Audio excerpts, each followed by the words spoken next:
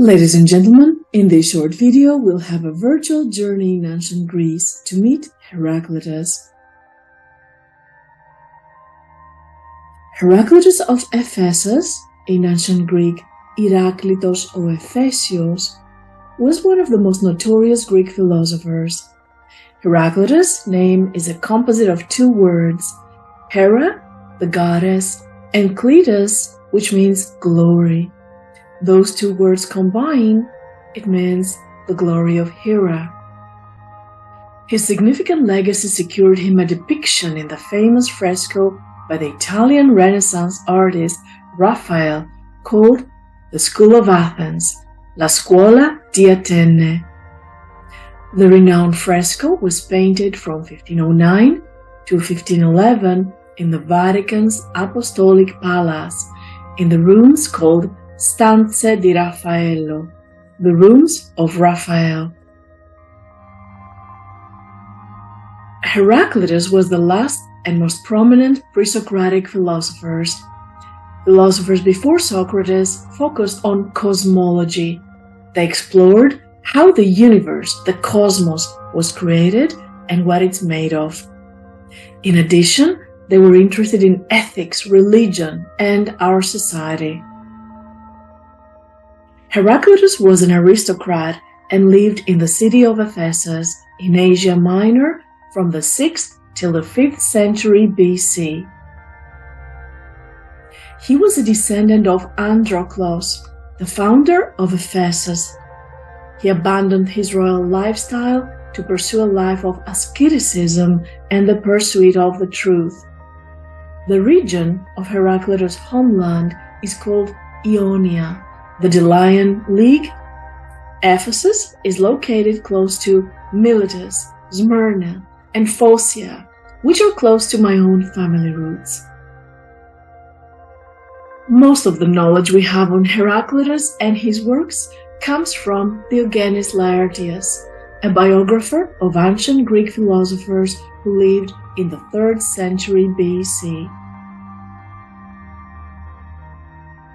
As we know from Diogenes, Heracletus flourished in the 69th Olympiad, which is from 504 to 501 BC. Heracletus was wondrous or marvelous since childhood. The word that Diogenes is using is thaumaseos, miraculous.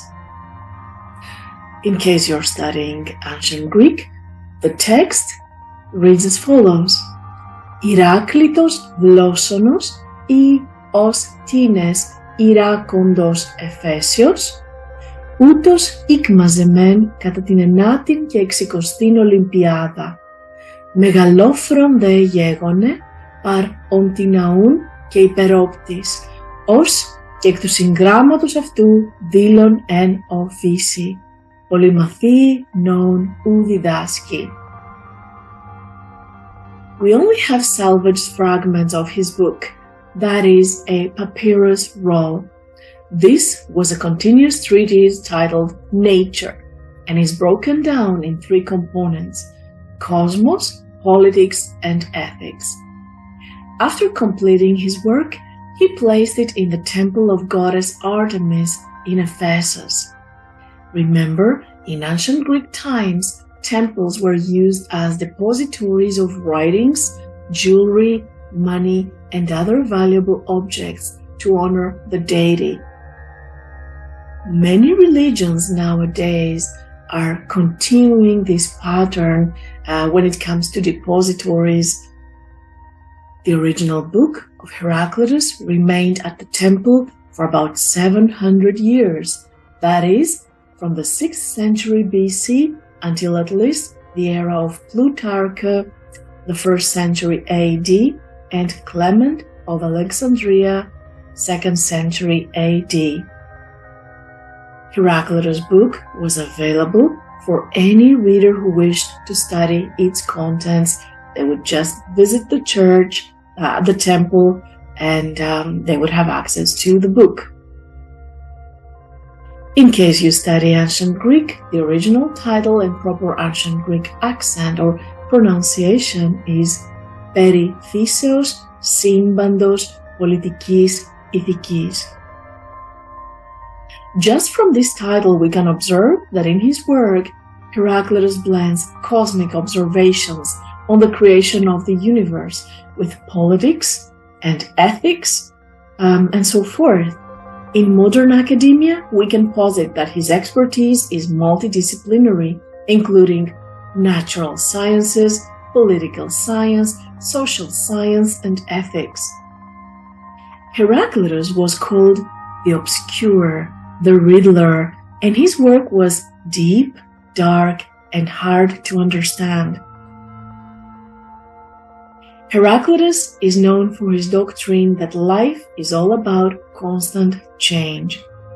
Τα πάντα ρει, everything flows. In his universal flux viewpoint, everything changes, nothing stays the same. This position contrasts Parmenides, another Greek philosopher who believed that the world is static. Could both of them be right? Everything changes, yet everything remains the same. Heracletus believed that the world was made of fire, and here the fire is the fundamental substance that creates an orderly universe.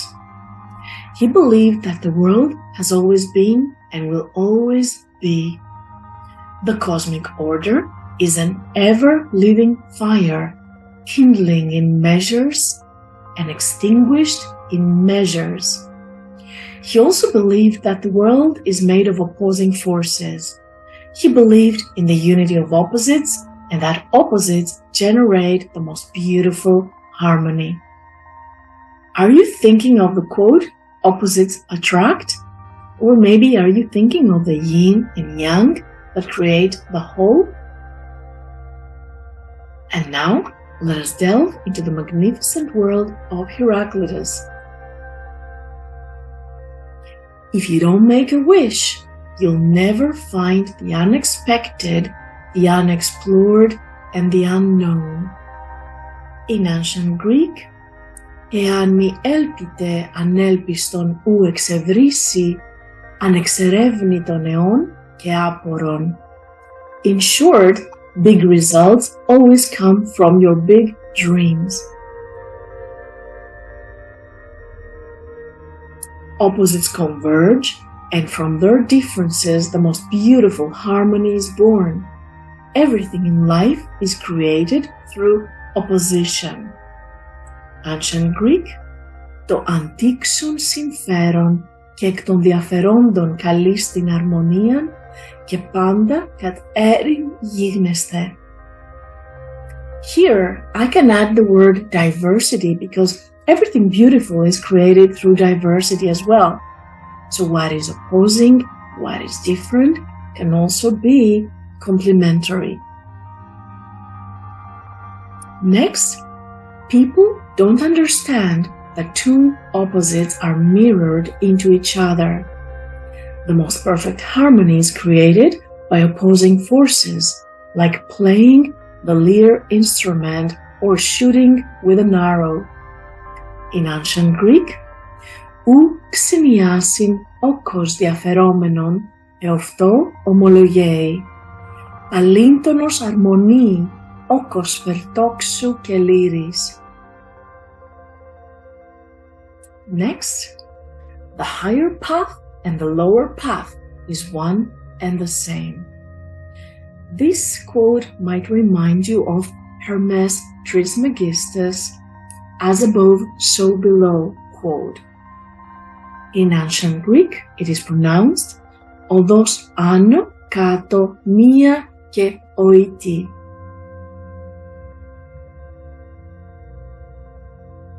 You can't enter twice in the same river. Ποταμό ουκ έστιν εμβήνε δις το αυτό. Here, Heracletus suggests that the river waters now flow continuously. Therefore, every time we enter a river, the waters are different. Could you apply this into any area in your life that is changing? Every time we go to work, every time we speak with a person, we have a blank canvas and an opportunity for a new beginning as everything changes. Arrogance is an obstacle to your success. Isin prokopis engopin. Opinionated people or people's opinions seem like children plays. In ancient Greek, τα ανθρώπων δοξάσματα παιδών αθήρματα. Next quotes. He who hears not me, but the sound of reason will understand. All is one.